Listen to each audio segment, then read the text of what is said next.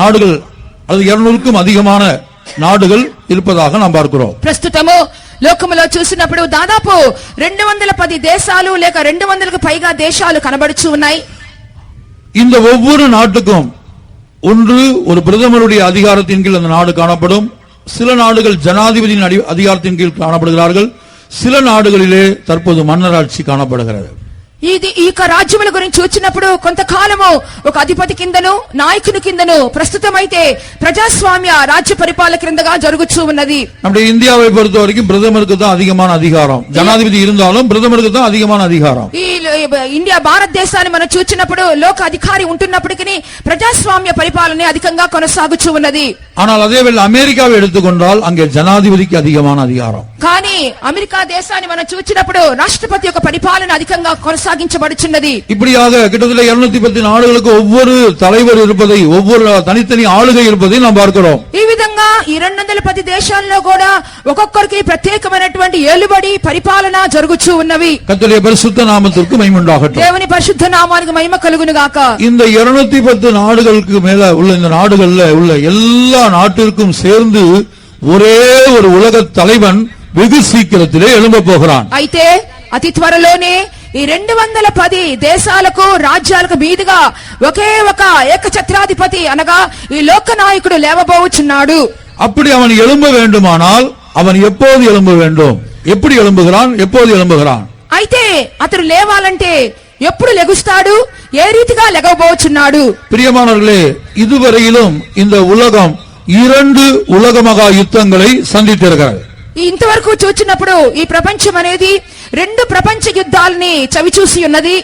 இந்த 2 உலக மகா யுத்தங்களுக்கும் தேவனுடைய சொந்த ஜனங்களாகிய யூத ஜனங்கள் அல்லது இஸ்ரவேல் ஜனங்களுக்கும் சம்பந்தம் இருக்கிறது. ఈ యొక్క 2 ప్రపంచ యుద్ధాల్లో కూడా చూసినప్పుడు దేవుని జనులు అనగా ఇశ్రాయేలు ప్రజలకును యుద్ధాలకి సంబంధము కలదు. முதலாம் உலக மகா யுத்தத்தின் பிற்பாடு இஸ்ரவேல் ஜனங்களுக்கு தங்கள் சொந்த தேசத்துக்கு திரும்பி வர அனுமதி கிடைத்தது. మొదటి ప్రపంచ యుద్ధము ఆగిపోయిన తర్వాత యూదా జనులకు ఇశ్రాయేలు పట్టణానికి తమ స్వదేశానికి రాగలిగినటువంటి అనుమతి లభించి ఉన్నది. கிட்டத்தட்ட முழு உலகத்திலும் சிதறி இருந்த முழு உலகத்தில் பல்வேறு நாடுகளில் அடிமைகளாய் இருந்த இந்த யூதர்கள் இஸ்ரவேல் ஜனங்களுக்கு தங்கள் சொந்த நாட்டுக்கு திரும்பி வர அனுமதி முதலாம் உலக மகா யுத்தத்துக்கு பிற்பாடு கிடைத்தது. దాదాపు ప్రపంచమంతటా చెదిరిపోయినటువంటి యూదులు అనగా ఇశ్రాయేలు ప్రజలు ఈ మొదటి ప్రపంచ యుద్ధమునకు తదుపరి తమ స్వంత దేశానికి వెళ్లిపోవటకు గాను అనుమతి ఇచ్చి ఉన్నారు. இரண்டாம் உலக மகா யுத்தத்துக்கு பிற்பாடு இந்த இஸ்ரவேல் ஜனங்களுக்கு சொந்த தேசம் கிடைத்தது.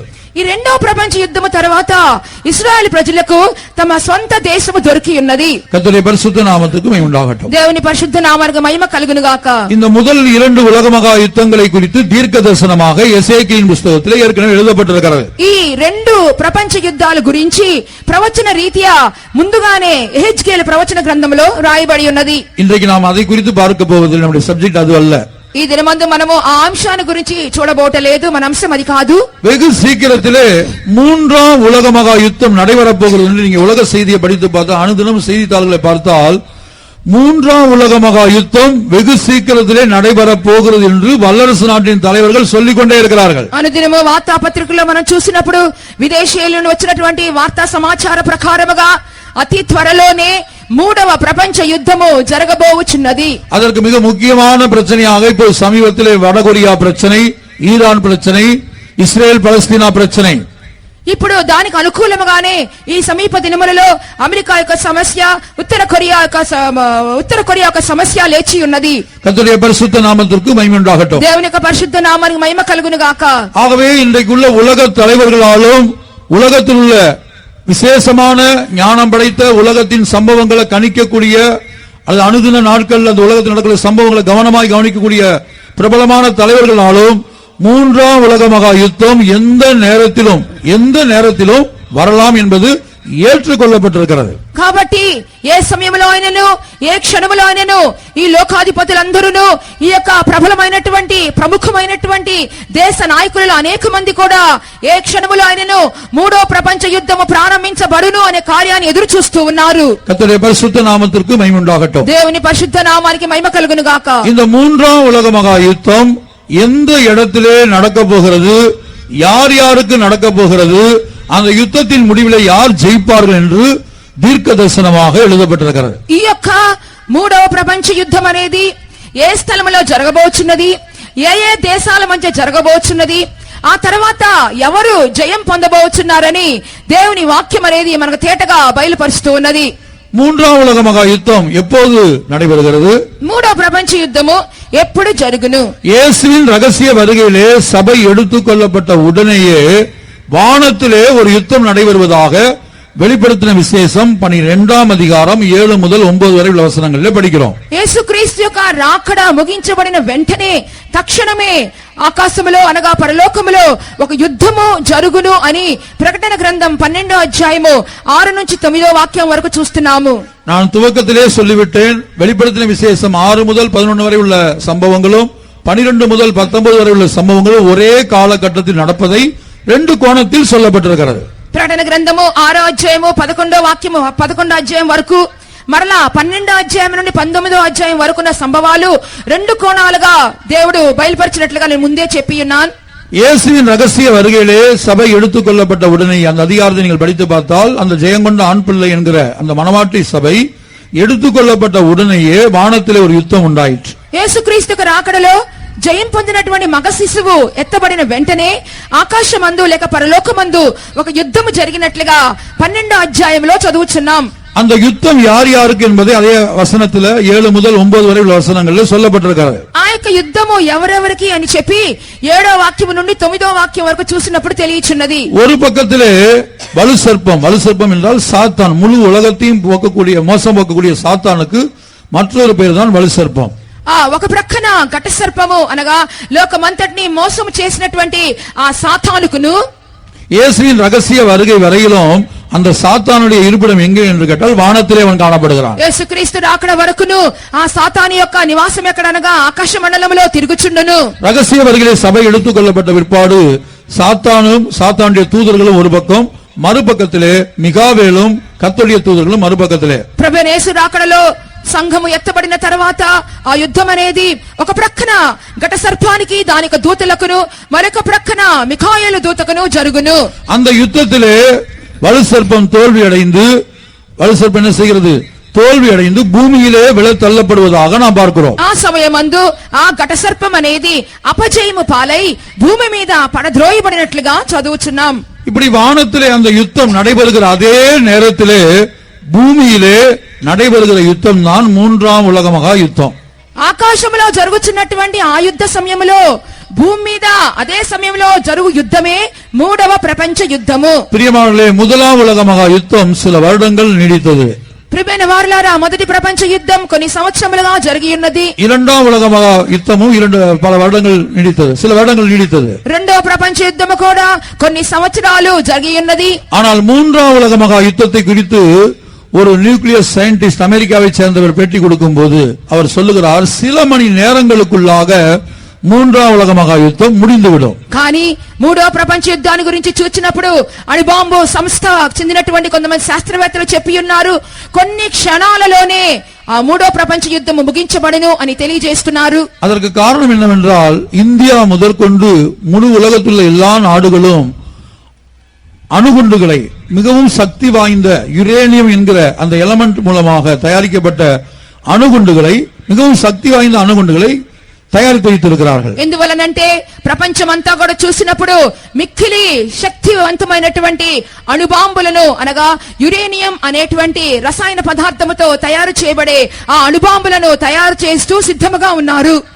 அந்த அணுகுண்டுகளை பயன்படுத்தும் போது விஞ்ஞானிகள் சொல்லுகிறார்கள், இந்த மொத்த உலகத்தையும் 35 முறை, இந்த பூமியை 35 முறை சுட்டரிக்கக்கூடிய அளவுக்கு எல்லா நாடுகளுடைய கரத்திலும் அணுகுண்டுகள் காணப்படுகிறது. ఈ విధంగా అటువంటి అణుబాంబుల శక్తి ఎంతనగా ప్రపంచమంతా కూడా 35 సార్లు చుట్టూ తిరగగలిగినటువంటి శక్తివంతమైన బాంబులను అన్ని దేశాలు కూడా తయారు చేసుకొని సిద్ధంగా ఉన్నారు. கர்த்தருடைய பரிசுத்த நாமத்திற்கு மகிமை உண்டாகட்டும். దేవుని పరిశుద్ధ నామానికి మహిమ కలుగును గాక. இரண்டாம் உலக மகா யுத்தத்திலே பயன்படுத்தப்பட்டதான அணுகுண்டுகளை குறித்து நாம் பார்க்கும்போது அதனுடைய படத்தை நாம் இங்கே பார்க்கிறோம். రెండవ ప్రపంచ యుద్ధములో ఉపయోగించినటువంటి అణుబాంబులను గురించి చూసినప్పుడు ఆ పటములో మనం చూడగలుగుచున్నాం. இந்த அணுகுண்டுகளை ஜப்பான்ல ஹிரோஷிமா நாகசாகிலே வீசப்பட்டதாக நீங்கள் கேள்விப்பட்டிருக்கலாம். ఈ యొక్క బాంబులు జపానులో హిరోషిమా నాగసాకి అనే ప్రదేశాలలో వేయబడినట్లుగా మనకు తెలియను. யுத்தம் முடிந்து கிட்டத்தட்ட 50 வருடங்களுக்கு மேல் ஆகிவிட்டது. యుద్ధము ముగించబడి దాదాపు 50 సంవత్సరాలకు పైగా అయిపోయినప్పటికీ ஆனால் இந்த பாம்பிலே பயன்படுத்தப்பட்ட இந்த பாம்புல ஒரு பாம் யுரேனியத்தினால் பயன்படுத்தப்பட்டது, மற்றொரு பாம் புளூட்டோனியத்தினால் பயன்படுத்தப்பட்டது. ఈ యొక్క బాంబులలో ఒకటి యురేనియం అనే రసాయన పదార్థము, రెండవది ప్లూటోనియం అనే రసాయన పదార్థాలతో తయారు చేయబడిన అణుబాంబులుగా ఉండి ఉన్నవి. பிரியமானவர்களே, இதெல்லாம் தேவனுடைய வார்த்தையில் எழுதப்பட்டிருக்கிறது. ప్రియమైన వారలారా, ఈ కార్యాలన్నీ కూడా ముందుగానే దేవుని వాక్యములో రాయబడి ఉన్నవి. 2 పేతురు 3వ అధికారం 10వ వచనத்திலே పేతురు అపోస్తలుడు சொல்லுகிறார்.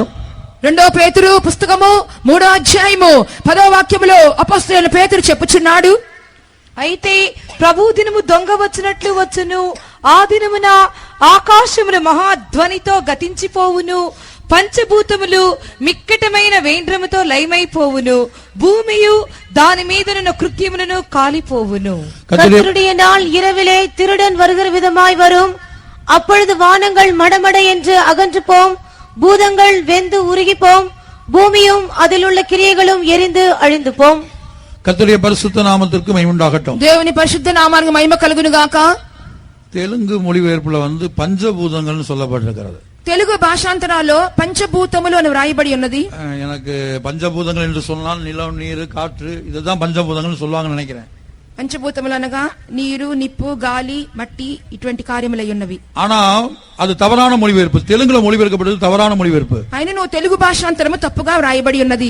அதாவது பூதங்கள் என்று சொல்வது இங்கே சொல்லப்பட்டிருக்கு. தமிழ்ல பூதங்கள் என்று சொல்லப்பட்டிருக்கு. ஆங்கில வேதத்துல பாத்தீங்கன்னா எலமெண்ட்ஸ் சொல்லப்பட்டிருக்கு. ఈ యొక్క ఆంగ్లం భూతములు అని చెప్పండి తమిళ్లో, దాని ఆంగ్లంలో చూసినప్పుడు దాన్ని ఎలిమెంట్స్ అని చెప్పి రాయబడి ఉన్నది.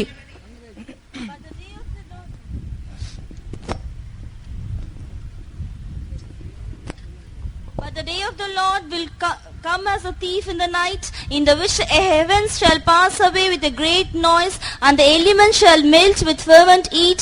The earth also and the works that are therein shall be burned up. இப்ப பாருங்க, பூதங்கள் என்கிற வார்த்தை ஆங்கிலத்துல எலமெண்ட்ஸ் சொல்லப்பட்டிருக்கு, மலையாள பாஷையில மூல பதார்த்தங்கள் சொல்லப்பட்டிருக்கிறது. ఈ యొక్క పంచభూతములను తెలుగులో ఉన్నది, తమిళ్లో భూతములు అని రాయబడి ఉన్నవి.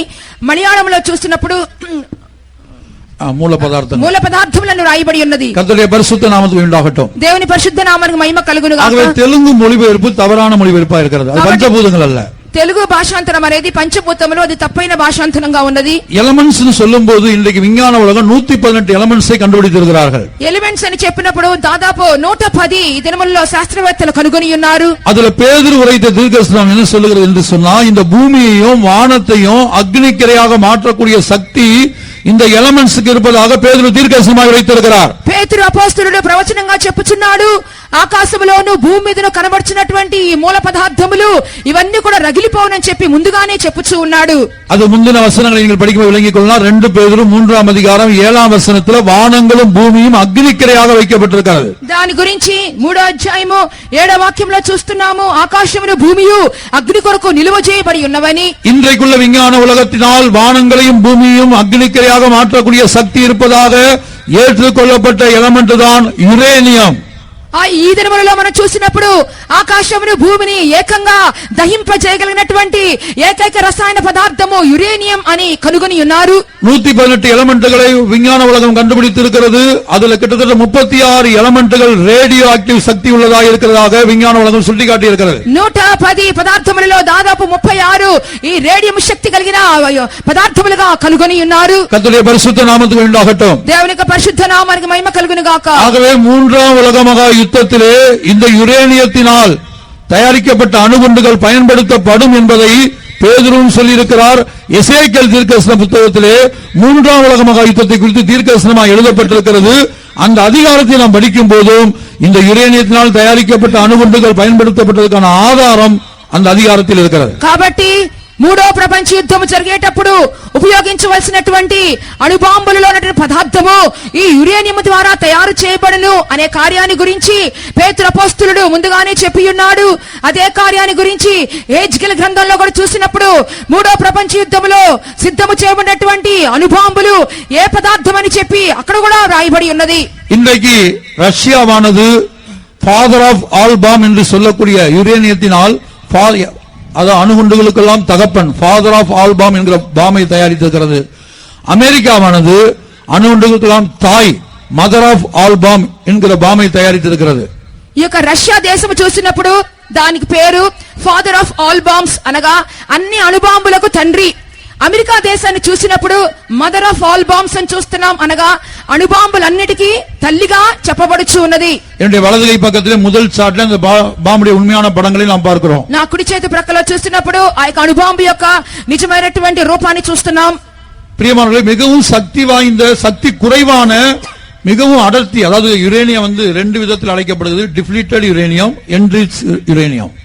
ఈ యొక్క యురేనియం అని చెప్పినప్పుడు రెండు భాగాలుగా దానికి తయారీ చేయబడుచు ఉన్నది.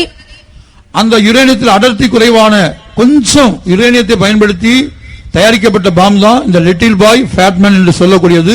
இரண்டாம் உலக மகா யுத்தத்திலே பயன்படுத்தப்பட்டது. రెండవ ప్రపంచ యుద్ధంలో తయారు చేయబడినటువంటి ఆ యురేనియం యొక్క శక్తి, దాని యొక్క మందము, దాని యొక్క శక్తి అనేది తగ్గించబడి రెండవ ప్రపంచ యుద్ధంలో ఉపయోగించబడి ఉన్నది. விஞ்ஞானிகள் சொல்லுகிறார்கள், யுத்தம் முடிந்த 50 வருடங்களுக்கு மேலாகியும் அந்த யுரேனியத்திலே காணப்படுகிற அந்த அணு கதிர்வீச்சு, ரேடியோ ஆக்டிவ் சக்தியானது இன்னும் ஜப்பானில் சுற்றி கொண்டிருப்பதாகவும், இன்றைக்கு பிறக்கிற குழந்தைகளுடைய படத்தை நாம் இங்கே பார்க்கிறோம். இவ்வளவு கோரமாக சில இடங்களில் பிறக்கிறார்கள். రెండవ ప్రపంచ యుద్ధం అయిపోయి 50 సంవత్సరాలు అయిపోయినప్పటికీ ఆ యొక్క రసాయన పదార్థం యొక్క ప్రభావం మూలముగా ఇప్పుడు జన్మించే బిడ్డలు కూడా వాళ్ళు రూపం లేకుండా రకరకములుగా అంగవిహీనులుగా పుట్టుచున్నారని చెప్పి పటములో మనం చూడగలుగుతున్నాము. மூன்றாம் உலக மகா யுத்தத்திலே பயன்படுத்தக்கூடிய சக்தி வாய்ந்த அணுகுண்டுடைய படத்தை நாம் அங்கே பார்க்கிறோம். అయితే మూడో ప్రపంచ యుద్ధంలో జరిగే ఉపయోగించే శక్తివంతమైనటువంటి అణుబాంబుల గురించి ఒక పటము కూడా మనం చూస్తున్నాము. ஆகவே தான் விஞ்ஞானி சொல்கிறார், அணு விஞ்ஞானி சொல்கிறார், மூன்றாம் உலக மகா யுத்தம் வருடக்கணக்காய் நடக்க வேண்டிய அவசியம் இல்லை. இந்த அணுகுண்டுகளை எல்லா நாடுகளும் பயன்படுத்தும் போது சில மணி நேரங்களுக்குள்ளாக இந்த பூமியின் பெரும்பகுதி அழிந்துவிடும். అందువలనే అణువు సంబంధమైనటువంటి అణుబాంబుల సంబంధమైన విజ్ఞానులు చెప్తున్నారు, సంవత్సరాల తరబడి యుద్ధం జరగక్కర్లేదు.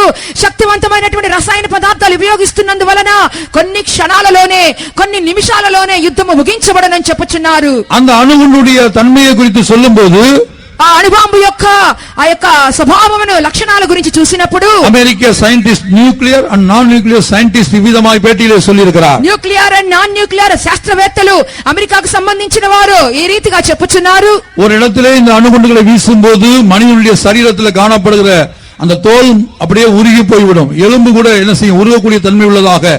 கண்கள் அப்படியே கெட்டு போகக்கூடிய நேரத்தில் அழுகின கண்கள் எப்படி இருக்கும், அதுபோல உடனடியாக மாறிவிடுமா. ఒక స్థలమందు ఆ బాంబు గాని విసిరినట్లయితే అక్కడ ఉన్నటువంటి జనుల యొక్క చర్మము, మాంసము ఆ రీతిగానే కరిగిపోవును. వారు కళ్ళు కూడా ఆ విధంగానే కుళ్ళిపోయినటువంటి కనుగుడ్డులుగా, కరిగిపోయిన కనుగుడ్డులుగా కనబడనని చెప్పి తెలుసుకొని ఉన్నారు. மூன்றாம் உலக மகா யுத்தத்திலே அந்த யுத்தத்தை குறித்து அதனுடைய பின்விளைவுகள் எப்படி இருக்கும் என்று அவர் பேட்டி கொடுத்திருக்கிறார். ఆ యొక్క మూడో ప్రపంచ యుద్ధము తర్వాత జనులు ఏ రీతిగా ఉండనని చెప్పినటువంటి కార్యముల గురించి కూడా తెలియజేసి ఉన్నారు. சில இடங்களிலே மனித சரீரத்தில் உள்ள தோல் இதெல்லாம் உருகி மனித சரீரம்லாம் மாறி வெறும் எலும்புகள் மட்டும்தான் கிடக்குமா. కొన్ని స్థలాలలో మనుషుల యొక్క చర్మమంతా కరిగిపోవును, మాంసము కరిగిపోయి ఎముకలు మాత్రమే మిగులునట. அந்த எலும்புகளை மற்றொரு மனிதன் போய் தொடுவான் என்று சொன்னால் அந்த எலும்புகளுக்குள்ளும் இந்த யுரேனியத்தில் உள்ள ரேடியோ ஆக்டிவ் சக்தி அதுல எலும்புகளுக்குள்ள இருக்குமா. ఆ యొక్క పడిపోయిన ఎముకలను బాగున్నటువంటి మనిషి వెళ్లి ముట్టినట్లయితే ఆ ఎముకలలో దాగినటువంటి ఆ యురేనియం రసాయనము ఈ యొక్క బాగున్నటువంటి మనిషికి కూడా తాకును. அப்ப ஒரு மனிதன் போய் இந்த எலும்பை தொட்டால் அந்த தொடக்கூடிய மனிதனுக்குள்ள இந்த ரேடியோ ஆக்டிவ் சக்தி பாயுமா. అప్పుడు ఒక మనుషుడు వెళ్లి ఆ ఎముకలను ముట్టినా సరే ఆ యొక్క రసాయన పదార్థం ఈ మనిషికి కూడా సోకును. ஆகவே அந்த விஞ்ஞானி சொல்லியிருக்கிறார், மூன்றாம் உலக மகா யுத்தம் முடிந்த பிற்பாடு அதை சுத்தம் பண்ணும்போது என்ன செய்வாங்களாம், அந்த எலும்புகள் உள்ள இடத்துல அடையாளத்தை போடுவாங்களாம். ஒன்று பாதுகாப்பு உபகரணங்களை அணிந்து மனிதர்கள் போய் சுத்தம் பண்ணுவாங்க, இல்லன்னா எந்திர மனிதர்கள் ரோபோக்களை கொண்டு சுத்தம் பண்ணுவார்களாம். అందువలనే మూడో ప్రపంచ యుద్ధము తర్వాత అక్కడ పడినటువంటి ఎముకలని శుభ్రం చేయడానికి శాస్త్రవేత్తలు ఒక కార్యమును కనుగొని ఉన్నారు. దానిని ఆ యొక్క రసాయనము యొక్క అంటకుండా వారు కొన్ని దుస్తులు ధరించుకుంటారు. లేనట్లయితే రోబోలు అనగా మర మనుషులను ఉపయోగించి ఆ స్థలమంతా కూడా శుభ్రం చేస్తారు. அந்த விஞ்ஞானி இந்த யுரேனியத்தை குறித்து என்ன பேட்டி கொடுத்தாரோ அந்த பேட்டியில சொல்லப்பட்ட ரெண்டு விஷயங்களும் ரெண்டு தீர்க்கதரிசனமாக வேதத்தில் எழுதப்பட்டிருக்கிறது. ఆ యొక్క విజ్ఞానులు ఈ కార్యముల గురించి ఏ కార్యములు ముందుగా తెలియచేస్తున్నారో ప్రవచన రీతిగా బైబిల్ గ్రంథంలో ముందుగానే తెలియజేయబడి ఉన్నవి. சகரியா 14ஆம் அதிகாரம் 12ஆம் வசனத்துல அந்த யுரேனியத்தை பயன்படுத்தும் போது, யுரேனியத்தில் உள்ள அணுகுண்டுகள் போடும்போது என்ன சம்பவிக்கும் மனிதர்களுக்கு என்பதை 12ஆம் வசனத்திலே சகரியா தீர்க்கதரிசி சொல்லுகிறார். జకరియా పుస్తకము 14వ అధ్యాయము 12వ వాక్యములో ఆ యురేనియం రసాయన పదార్థాన్ని ఉపయోగించిన బాంబులు వేసినప్పుడు మనిషిని శరీరము ఎలాగా మారును అని చెప్పి అక్కడ వ్రాయబడి ఉన్నది. మరియు యెహోవా తెగులు పుట్టించి యెరూషలేము మీద యుద్ధము చేసిన అందరినీ ఈలాగున మొత్తును. వారు నిలిచి యున్న పాటుననే వారి దేహములు కుళ్ళిపోవును. వారి కన్నులు కను తొరలలో నుండియే కుళ్ళిపోవును. వారి నాలుకలు నోళ్లలో ఉండియే కుళ్ళిపోవును. தமிழ் வேண்டாம். இந்த வசனத்தை தெரியாத அந்த விஞ்ஞானி அவர் என்ன செய்திருக்கார், தம்முடைய பேட்டியில யுரேனியத்தை பயன்படுத்தும் போது, அந்த அணுகுண்டுகளை பயன்படுத்தும் போது என்ன சம்பவிக்கும் என்று அவர் என்ன சொன்னாரோ அதை எத்தனையோ ஆயிரம் வருடங்களுக்கு முன்பாக சகரியா சொல்லியிருக்கிறார். ఈ వాక్యము తెలియనటువంటి శాస్త్రవేత్తలు వారి పరిశోధనల్లో ఈ యొక్క కార్యము ఈ రసాయన పదార్థం ఉపయోగించినట్లయితే ఏమి జరుగునని చెప్పి పరిశోధించి ఇప్పుడు తెలియజేయచ్చు ఉన్నారు. இது எப்போது சம்பவிக்கும் என்று, யாருக்கு சம்பவிக்கும் என்றும் இந்த வசனத்திலே கொடுக்கப்பட்டிருக்கிறது. అయినను ఎప్పుడు ఈ కార్యము జరుగును, ఎవరికి జరుగునని చెప్పి ముందుగానే ఈ వాక్యములో మనకు తెలియజేయబడుచున్నది. యెరూషలేముకు విరోధமாக యుద్ధం பண்ணின எல்லா జనங்களையும், యెరూషలేముకు విరోధంగా యుద్ధము చేసినటువంటి దేశ నివాసులందరి మీదకు. பிரியமானவர்களே, மூன்றாம் உலக மகா யுத்தம் యెరూషలేం దేశத்திலே ஆரம்பமாகும். మూడవ ప్రపంచ యుద్ధము ప్రియులారా యెరూషలేము దేశములో ప్రారంభించబడును. நான் துவக்கத்திலே சொன்னேன், முதலாம் உலக மகா யுத்தத்துக்கு பிற்பாடு இஸ்ரவேல் ஜனங்களுக்கு சொந்த தேசம் கிடைத்தது. இரண்டாம் உலக மகா யுத்தத்துக்கு பிற்பாடு சொந்த நாடு கிடைத்தது. மூன்றாம் உலக மகா யுத்தத்துக்கு பிற்பாடு அவர்களுக்கு ஒரு தேவனுடைய ஆலயம் கிடைக்க போகிறது. మొదటి ప్రపంచ యుద్ధము తర్వాత వారికి ఒక దేశము దొరికి, ఇశ్రాయేలు ప్రజలకు ఒక దేశము దొరికి ఉన్నది. రెండవ ప్రపంచ యుద్ధము తర్వాత ఆ ఇశ్రాయేలు ప్రజలకు ఒక వాళ్ళ ఊరు దొరికి ఉన్నది. మూడవ ప్రపంచ యుద్ధము తర్వాత ఈ యొక్క ఇశ్రాయేలు ప్రజలకి தேவனுடைய ஆலயம் ఒక கிடைக்கும். దేవుని ఆలయం దొరకబోచున్నది. இன்றைக்கு தேவனுடைய ஆலயம் இல்லை, அது இடிக்கப்பட்ட நிலவரத்திலே காணப்படுகிறது. இன்றைக்கு இஸ்ரேலுக்கும் பலஸ்தீனாவுக்கும் அது தீர்க்கப்படாத பிரச்சனையாக இருக்கிறது. ఈ దినములలో ఆ దేవాలయం లేదు, అది బద్దలు చేయబడి ఉన్నది. ఆ సమస్య ఇశ్రాయేలు ప్రజలకును పాలస్తీనా దేశస్థులకును తీరని సమస్యగా కనబడుచున్నది. இன்றைக்கு தேவனுடைய ஆலயத்தை உடனடியாய் கட்டக்கூடிய அளவுக்கு ஒவ்வொரு இஸ்ரவேலனும் அவருடைய லட்சியம் என்னவென்றால், எப்படியாவது தங்களுக்கு ஒரு தேவனுடைய ஆலயம் கட்ட வேண்டும், அதற்குரிய எல்லா பொருள்களையும் சேமித்து வைத்து காத்திருக்கிறார்கள். తక్షణమే దేవునికి ఆలయం కట్టాలని చెప్పినటువంటి ఉద్దేశం గలవారై ఆ దేవాలయానికి సంబంధించినటువంటి సిద్ధపాటు పనులు, దానికి అవసరమైన వస్తువులన్నీ కూడా ఇశ్రాయేలు ప్రజలు ఇప్పుడు సిద్ధము చేసుకుని ఉన్నారు.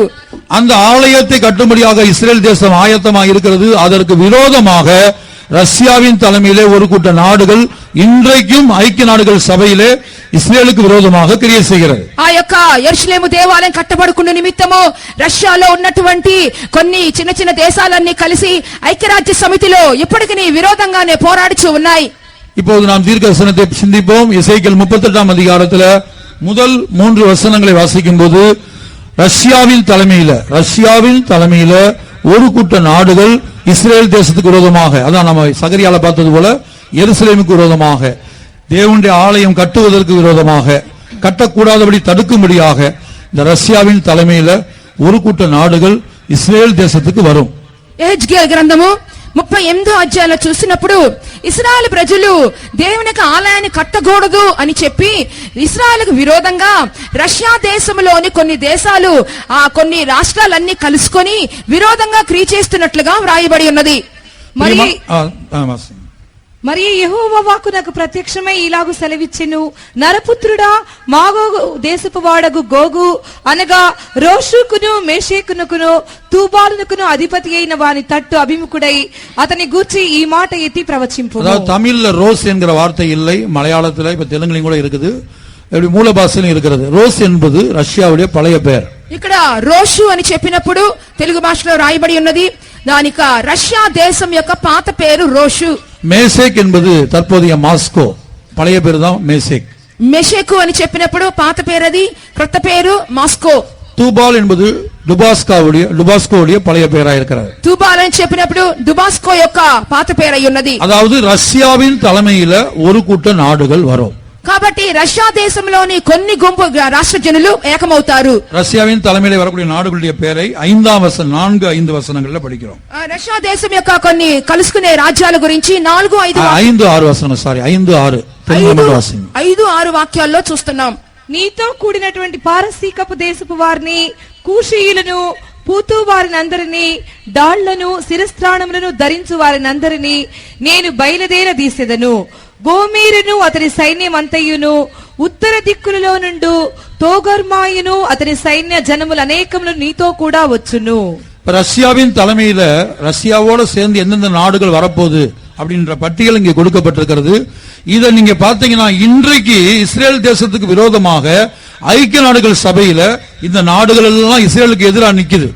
ఇక్కడ ఈ వాక్యంలో చూస్తున్నాము రష్యా దేశముతో కలిసి ఏ రాజ్యాలు రాబోతున్నాయని చూస్తున్నాము.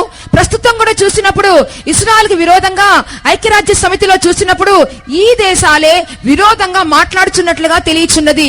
6ஆம் வசனத்துல முதல் நாடுடைய பெயர் பெர்சியா என்று எழுதப்பட்டிருக்கிறது. 6వ వాక్యం యొక్క మొదటి దేశం పేరు పెర్షియా. அதாவது தற்போது காணப்படுகிற ஈரான் நாட்டுடைய பழைய பேர் தான் பெர்சியா.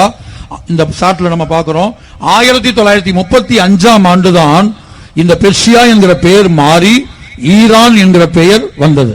1935 సంవత్సరంలో ఈ పారసీక దేశం అని రాయబడినటువంటి దేశం మారిపోయి ఇరాన్ అనే పేరు వచ్చి ఉన్నది. அடுத்தபடியாக எத்தியோப்பியா, லிபியா, அதெல்லாம் இப்போ உள்ள எத்தியோப்பியா, லிபியா. తర్వాతగా కూషీయులు పూతువారు అని చూసినప్పుడు ఐథియోపియా దేశము, లిబియా దేశస్థులు. 6ஆம் வசனத்துல கோமேர் என்று படிக்கிறோம். அந்த கோமேர் என்பது தற்போதைய ஜெர்மனியுடைய பழைய பெயர். நீங்க பழைய ஆங்கில வேதத்துல பாத்தீங்கன்னா மேப்ல கோமேர்னு போட்டு பிராக்கெட்ல ஜெர்மனின்னு இருக்கும். 6వ వాక్యంలో గోమేరు అని రాయబడి ఉన్నది. దానికి మనము ప్రపంచ పటంలో చూసినప్పుడు గోమేరు అని రాసి దాని బ్రాకెట్ లో జర్మనీ అని వ్రాస్తున్నారు. அடுத்தபடியாக தொகர்மா என்பது துருக்கி தேசத்துடைய பழைய பெயராக இருக்கிறது. తర్వాతగా తోగర్మయాయు అని చెప్పినప్పుడు టర్కీ దేశానికి సంబంధించినది ఉన్నది. அப்ப இந்த நாடுகள் எல்லாம் ரஷ்யா தேசத்தின் தலைமையில இப்ப சொல்லப்பட்ட ஈரான், எத்தியோப்பியா, லிபியா, ஜெர்மனி மாத்திரமல்ல துருக்கி, இந்த நாடுகள் எல்லாம் இஸ்ரேலுக்கு விரோதமாக வரும். ఈ యొక్క దేశములు అనగా ఈ యొక్క పారసీక దేశము, ఇథియోపియా దేశము, లిబియా దేశము ఇవన్నీ కూడా రష్యాకు సహాయంగా వచ్చే రాజ్యాలు. இஸ்ரேல் தேசத்துக்கு ஆதரவாய் வரக்கூடிய நாடுகளுடைய பெயரை 13ஆம் வசனத்தில் படிக்கிறோம். ఇశ్రాయేలు ప్రజలకు సహాయంగా వచ్చే రాజ్యాల గురించి అయితే 13వ వాక్యంలో రాయబడి ఉన్నవి. 13ఆం వచనத்தை వాసి 13వ వాక్యం చదవండి. సేబా వారును దదాను వారును తర్షీషు వర్తకులను కొదమ సీమముల వంటి వారైన దాని వారందరూ నిన్ను చూచి సొమ్ము దోచుకొనుటకు వచ్చితివా, సొమ్ము దోచుకొనుటకు సైన్యములను సమకూర్చితివా, బహుగా దోపు దోచుకొని వెండి బంగారములను పశువులను సరుకులను పట్టుకొని పోవుటకు చాలా దోపుడు దోచుకొనుటకు వచ్చితివా అని నిన్ను అడుగుదురు. இந்த யுத்தம் எதற்காக நடைபெறப் போகிறது? இஸ்ரேல் தேசத்துக்காக.